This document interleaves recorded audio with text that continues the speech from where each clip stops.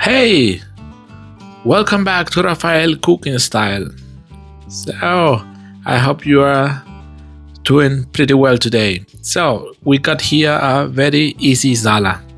Zero complications, just like that. Just chop cabbage, tomatoes, no seeds, kiwi, grated carrot, pomegranate, parsley, all chop. The idea is to mix them all like I'm doing it here. I got just a green and yellow and gold kiwi, but you can avoid or you can use the one you got. Yeah, this salad is just nice, healthy, and easy.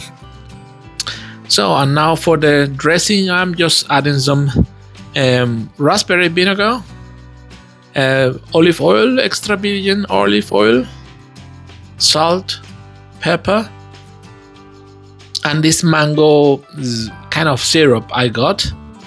We got a present with a set of different syrups, and I'm using this one for this mango one for this salad. That's just to use the presents we've got.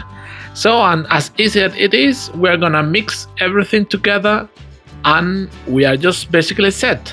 So remember, add salads anytime for all your dishes is very, very good for your digestion, for your health, and it's just beside this yummy eating salad, and they are very flexible. You can add the veggies you like.